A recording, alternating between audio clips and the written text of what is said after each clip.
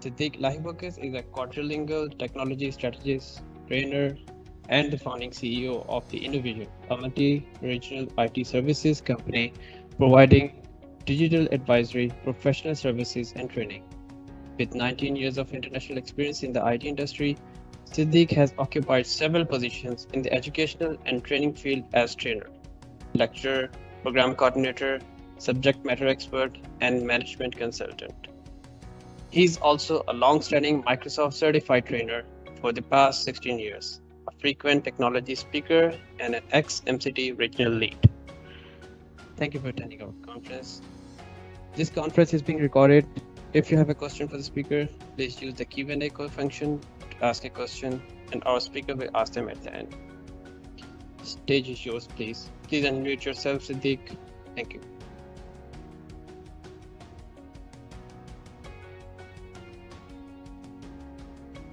Please unmute yourself. Okay, I'm sorry. All right. Thank you for the introduction, and hello everybody, and thank you for joining me in this session. As you know, experiential learning is an important aspect in today's learning and training landscape. With this in mind, in this session, I'm going to share with you some best practices in experiential learning out of my personal experience to ensure that your next experiential learning becomes more successful. Before I move any further, I would like to tell you who am I and what we do. I am Siddick Elaheebocus, and having occupied several positions within the IT industry, I am a technology strategist, a technical trainer, and a technology speaker with nearly 18 years of international experience within the field of IT, and also I am the founding CEO of INNOVISION. As part of our services, we provide technical and strategic digital advisory, professional services, and training to enterprises of all sizes. Within three core areas related to our expertise, which are data center modernization, workplace modernization, and security modernization. Within the data center modernization area, we concentrate mainly around a physical data center, software-defined data center, hyperconvergence up to edge computing. Within the workplace modernization, we concentrate on modern desktop, enterprise mobility, including SD-WAN and remote working, among others. And lastly, on security modernization, we concentrate on concepts like zero trust, endpoint and cloud security, up to information protection and classification. Before moving on with this presentation, I would like to share with you some figures related to my experience within the training industry. 4 is the number of languages in which I conduct training normally. 6, it's the number of roles that I've occupied up to now within the training field. As IT trainer, lecturer, program coordinator, subject matter expert, I am a long-standing MCT. It's been nearly 16 years. And also I was an ex-MCT regional lead for some time. And also 12 is the number of years of experience I have today with applied experiential learning. And that's what I will try to share with you today within this session. I will try to share really my experiences around experiential learning. 15 is the number of countries where I've worked up to now. 18 is the number of combined years of experience I've got in IT training. And 1,000 plus, it's the number of students I've trained worldwide. So based on these figures, that's why during the next 25 minutes, I will try to cover with you 4 important aspects. The first aspect I will cover is all about the challenges of learning in today's world. Then I will move on with just scratching the surface of two very powerful methods of learning, which are experiential learning and also immersive learning. Then I will proceed with sharing some best practices in experiential learning to ensure that your next experiential learning is more successful. And finally, we will end with a moderated Q&A session before we close. Just for information, before I move any further, being in the IT field, most of the example I will take and things that I will share with you will be naturally centered around information technology. So most and many of the things that I will talk right now, you will be able to use it within other fields and within other streams as well.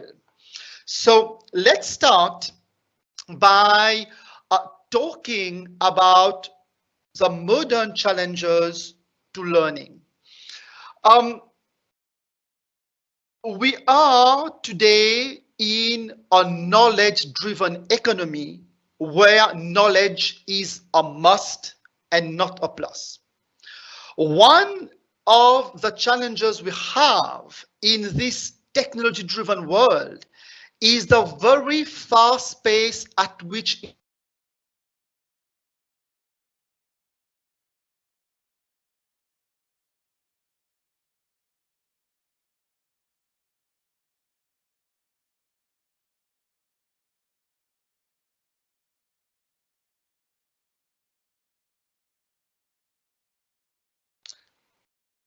Hello, I hope you are still. Hello. Yeah, we can hear you. Yes, thank you. There was a small glitch. I'm sorry for this. So, can you see my slides right now? Yes, we can. Good. So, so what I was telling you is that the speed at which obsolescence is hitting not only hardware and software, but also our knowledge. I just want to take a very simple example. Many people are still learning Windows 10, while Windows 11 is already at our doorstep. We are still learning technology X, while technology Y is already available.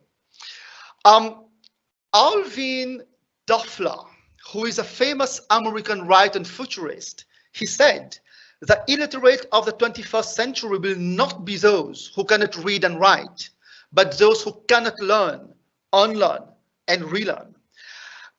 Among the challenges, this fast-paced evolution is forcing people to learn new things in a very short lapse of time, unlearn the things they've learned very quickly, and relearn new things as fast as possible.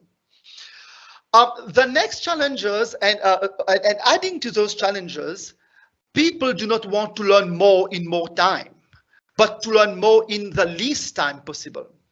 People want to learn the essentials quickly and to be able to apply the gained knowledge as soon as possible.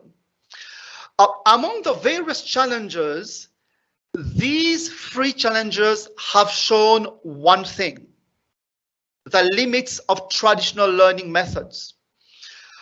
These challenges are also among the contributing factors which are widening the skill gap today, mainly in the technology sector.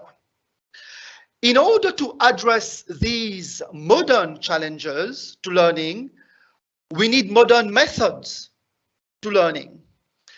And that's where I would like to talk about some few methods that have been developed to address the modern challenges to learning. For example, today, we do have things like serious gaming or role play, which has been developed as training methods to address modern challenges to learning. But what I am going to share with you right now are two proven methods when blended together provides the most most effective learning method as per my personal experience. The first method is experiential learning. Now, as the old saying goes, experience is the best teacher. Experiential learning is all about that. It is not learning by doing. I've seen many people trying to summarize experiential learning just by saying it is learning by doing. It's more than this. It is the process of learning through experience and learning through reflection on doing. So, as I always say, practice never makes someone perfect. Perfect practice makes someone perfect. We have all learned to walk or talk not by being shown or told, but by practicing and refining our technique. This is what experiential learning is all about. Consequently, trainers and facilitators can implement this method in all sorts of situations with people from all walks of life. That's the first method. The second method I want to talk about is the immersive learning method. Now, what is immersive learning? Immersive learning utilizes augmented, simulated, or purely artificial environments for learners to experience scenarios and simulations. This method engages the learner in the whole process of learning by simulating near to real life scenarios or situations. Now, where things becomes extremely interesting is that when you combine together experiential learning and immersive learning, this can become a very effective learning method where the learner learns through experience and applying what they've learned in an active environment. So experience learning alone is good, but what I've seen by experience, when you combine it with immersive learning, then you start having like, a very excellent result. Now, this combined methods also today overcomes most of the challenges related to modern day learning, which we have talked about earlier. So these are again, the two methods which I believe today are really the winning formula in doing what we call modern training and modern learning. But what I would like to also share with you, it's also some best practices.